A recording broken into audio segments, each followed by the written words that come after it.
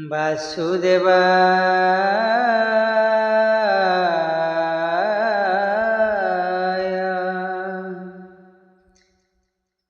नारायणं नमस्कृत्यं नरं चैव नरोत्तमं देवीं सरस्वतीं व्यासं ततो जयं मुदीरये।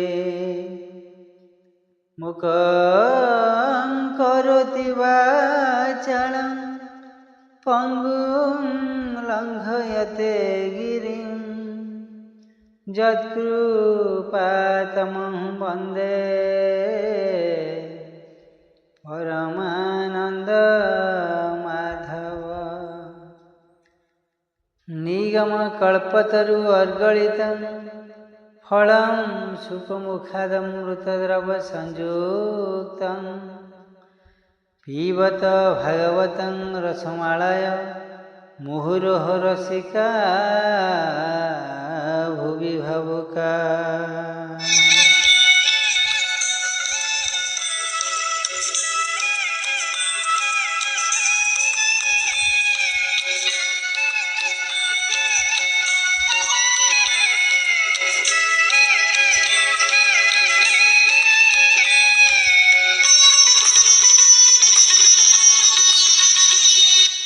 गोविंद गोविंद गोविंद पादुगळुछि मकरंद से मकरंद पान करी एळे तरिले ब्रजनारी से ब्रज नारी कपय रे मन मोथाउ निरंतरे मन मो निरंतरे थाउ हा कृष्ण बोली जीव जाऊ हा कृष्ण बोली जाऊ जीव मोते उधार राधा भाव। श्रीमद् भागवत द्वितीय स्कंध नवम अध्याय। श्री शुक उवाच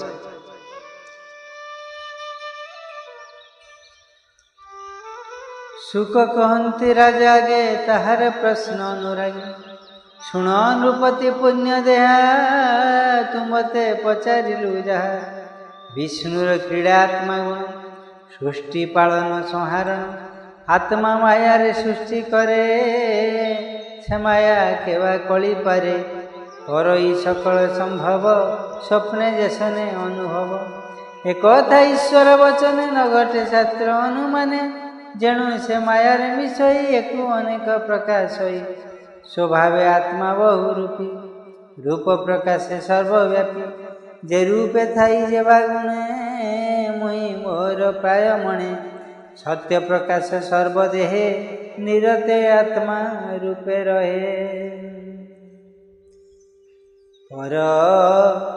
पर न लागई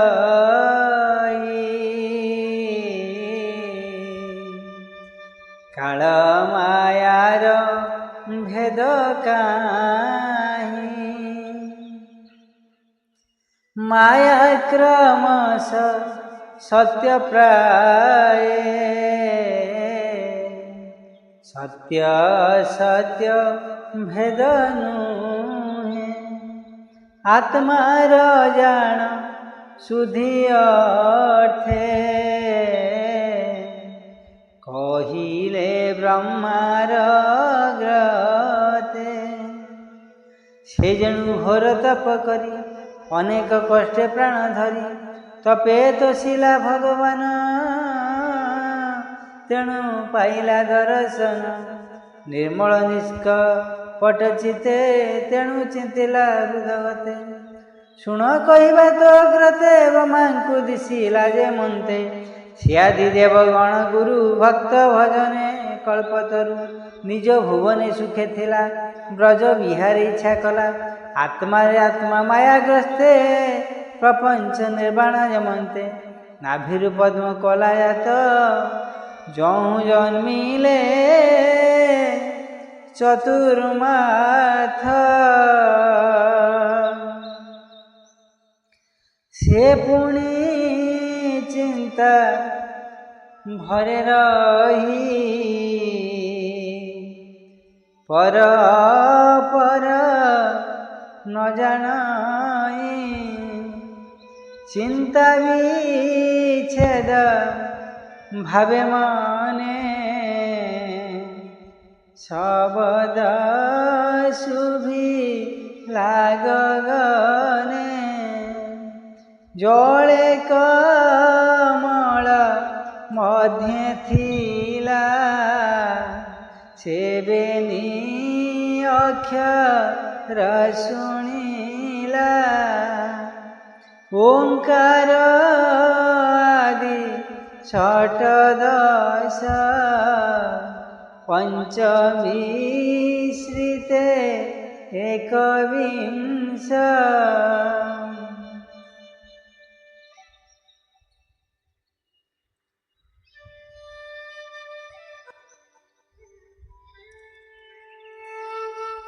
सबदे तप उच्चारण निष्किंचनांक निज धन से वाणी सुनी ब्रह्मा करने निरोली चाहिला गगने दिग सहित अनाइला काहीं जे किछि न देखिला से पुणी रही निज स्थाने आत्मा रहित चिंती मने जानिला परम तत्व तप साधने देला चित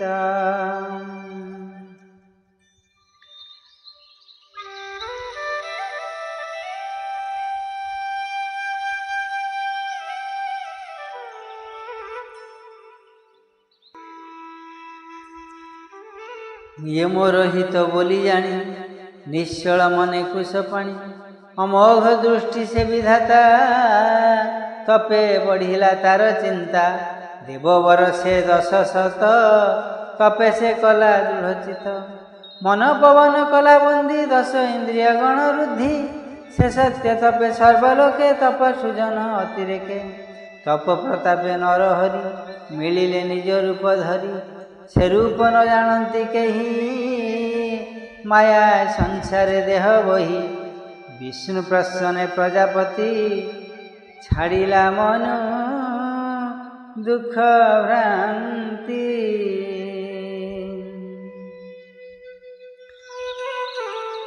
शून्य विजय नरहरि गोविंद अशेष देवंकरे भरी गोविंद जार शरीरे रजत में गोविंद पशी न पारंती संभ्रमे गोविंद जे अन्य कालर विक्रम गोविंद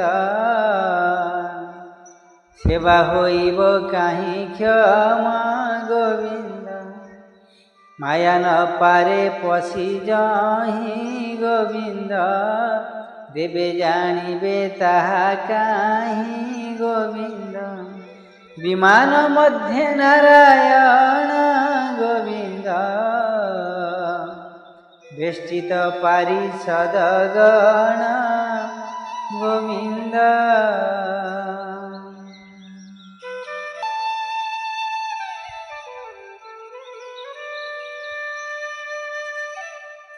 सर्वे दिशन्ति विष्णु तेजा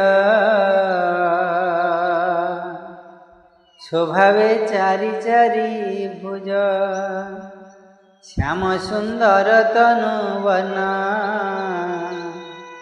अरुण पंकज लोचन हलदी वस्त्र परिधान सुरुचि सुंदर वदन मणिलंबित कंठ देशे कामगंजन निज वेशे प्रबाल वैदुर्यर ज्योति मृणाल प्राय झटकंती किरीट गंजन कपल श्रवण मकर कुंडल तेज विराज नभस्थली वेष्टित परिषद मिली दिव्य कामिनी गहणे बिजुली नील मेघजन अष्टविभूति संगमले कमला सेवे पादमूले दिव्य दोलिका मध्य नारी पुष्प बरसे स्तुति करी जेरूप विष्णु नभस्थले ब्रह्मा देखिले बेनी डोले जार महिमा दाशरथी भक्त जनक अधिपति जगतपति सर्वगति गोविंद तमाया केही न जानती गोविंद सुनंद नंद प्रचालादि गोविंद अर्हगण सहित आमोदी गोविंद पूजन्ति शंकर शोभावे गोविंद मिलिन समस्त सचिवे गोविंद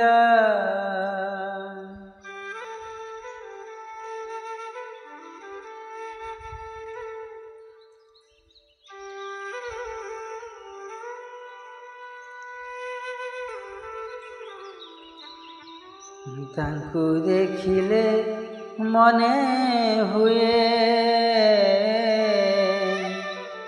भृत्य प्रसाद देला प्राय तांक नयन जुगल वर्षन्ति मत तार जल श्रीमुख प्रसन्न वदन अरुण पंकजलोचन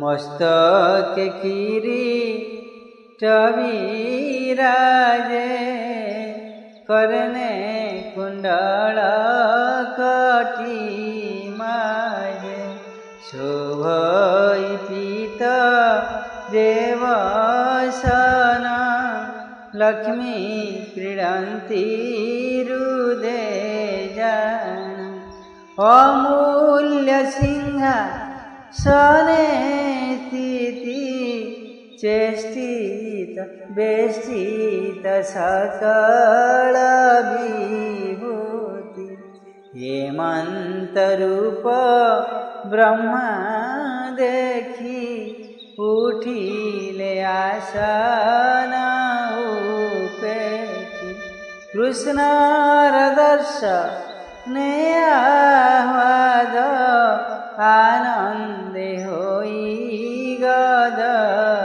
गद लोमहर से तनुपूर्ण प्रेम भरे अश्रुलोचन कृष्ण पाद पद्म को चाही मिलला सिरे कर दे आनंद सागरे बुड़िला अधिके आत्मा पाशुरिला अति आनंद प्रेम सुखे से ब्रह्मा विष्णु रसमुखे प्रजा सजने तार मन जानिले प्रभु भगवान ब्रह्मा वदन हरि चाही ईशत हास्य वाक्य कही आत्मार प्राय प्राय करी ब्रह्मार कर करे धरी पर अंजलि ब्रह्मा करे संभ्रमे बिना मृषादरे श्री भगवान वाच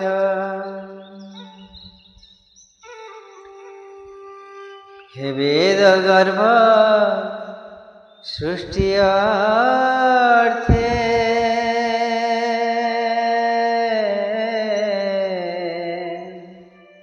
तुम भेजे तपे तोसी मोते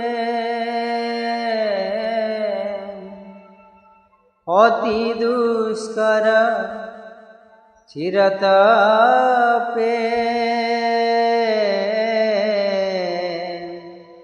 तेणु तोसे तो समीपे शोभावे जोगी की दुर्लभ मुतोते होई लिसुलभ मंगल शुभ हेउतोते बर जे माग दृढ़ चिते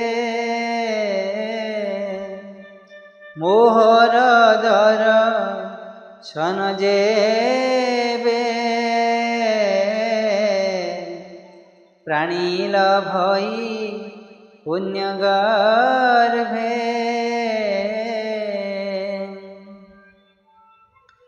ताहार गति पुण्य धाम अंतरे होई आत्माराम गगने शुणी मो वचन तुई जे तप कलु मन कर्म विभ्रम देखी तोते मु आज्ञा देली शून्य पथे बोइली चिते तप कर मु तोते होइबी गोचर मोर हृदय तप जान तपे थरई दश प्राण तपे मु सृष्टि करी हेले पुणी संहारी तप बळे तपर बळे जगत मही धरई अविरत तपर बळे जगत मही थरई अविरत ब्रह्मवाच तू नारायण भूतेश्वर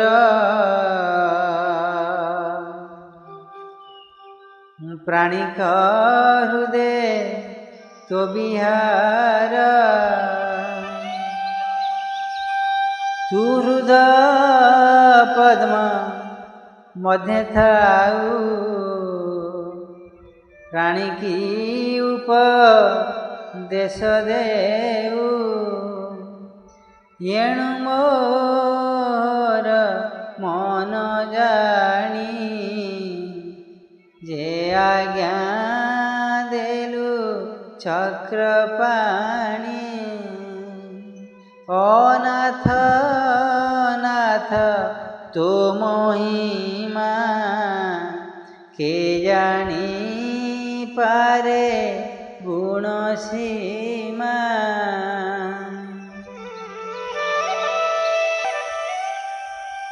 तोर चरण किंकर मते आज्ञा मते कर रूप रूप तोर जते सृष्टि करू तुझे मनते तू माया जोगे सृष्टि करी तोर शिक्षा रे तोर पुरी ए सृष्टि करी संहारण तू नाथ परम कारण ए सृष्टि करी संहारण तू नाथ परम कारण सृष्टि संकल्प मोर इच्छा तू नाथ कर सृष्टि दीक्षा स्वतंत्र सूत्र उन्न नाभि क्रीडई अन्य धरे नाभि तेमंत बुद्धि दिय मते सृष्टि करई जेमंते सृष्टि स्मरण भगवान केबी हे नाही मोर ज्ञान बंधु जेपरी बंधु देखी सकल कर्म से उपेक्षी करई बंधुर आदर सेपरी कलु दामोदर मु तोते मागुछि जे गर्म गर्भ न छुई मोर काया सृष्टि करिन तो सेवारे मोर मन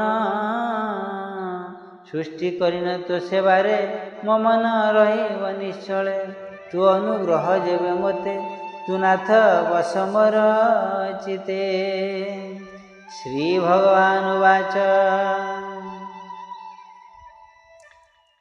शुण विधाता मो वचन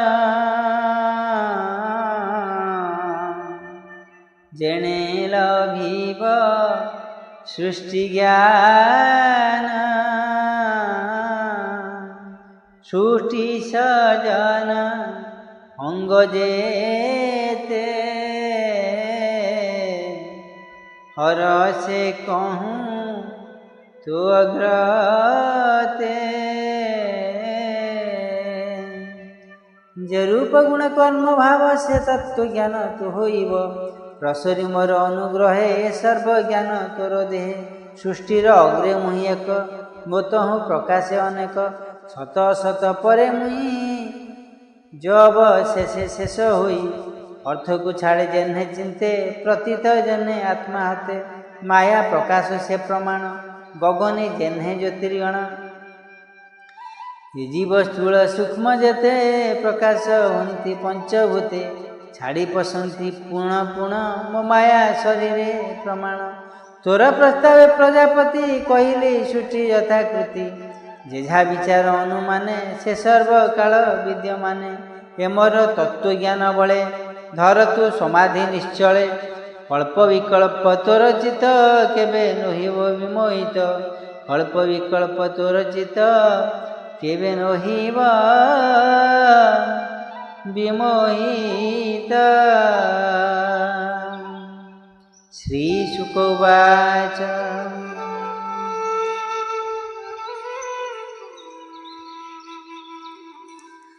ସେ ନିରାକାର ଭାବ ଗ୍ରାହୀ, ବ୍ରହ୍ମାଙ୍କୁ ସୃଷ୍ଟି ତତ୍ତ୍ୱ କହି। ତକ୍ଷଣେ ବ୍ରହ୍ମାର ଗ୍ରତେ,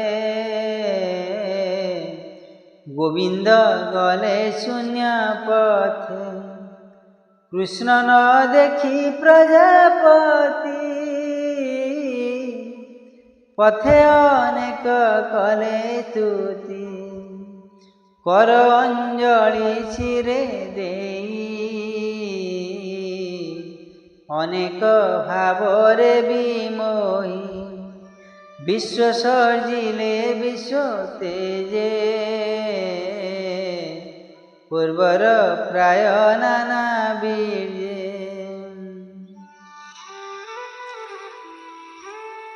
ସେ ଧର୍ମଗତି ପ୍ରଜାପତି,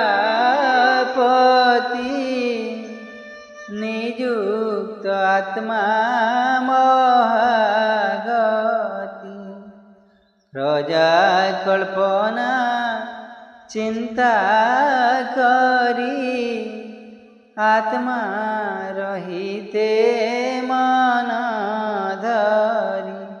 ନାରଦ ବାକ୍ୟ ବେଦ ବର, ହରି ମହିମା ଅଗୋଚର।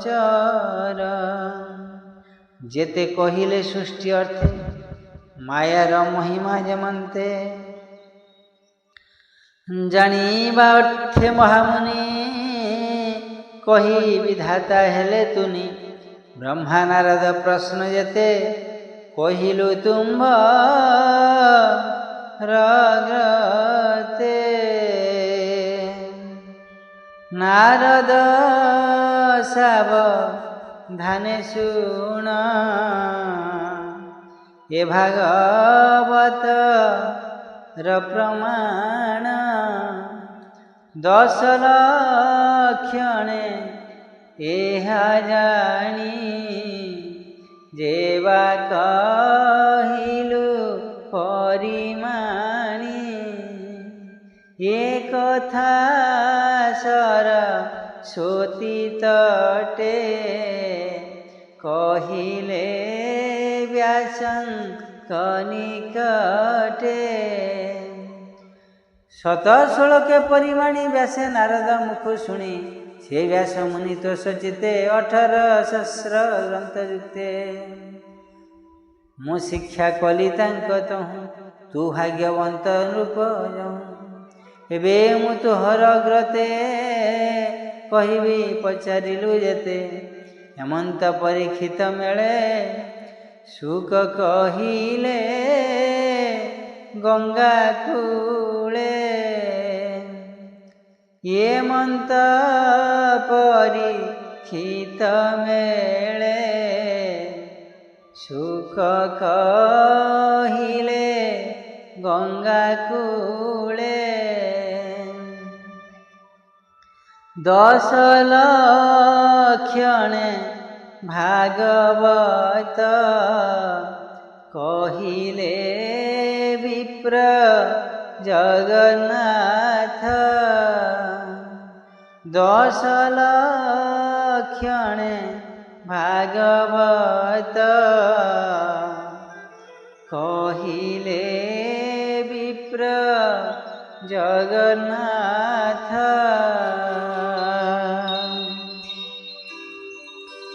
इति श्रीमद्भागवते महापुराणे पारमहंस्या संहितायावयासिक्या द्वितीय स्कंदे श्रीमद्भागवत प्रवृत्ति वर्णने नाम 9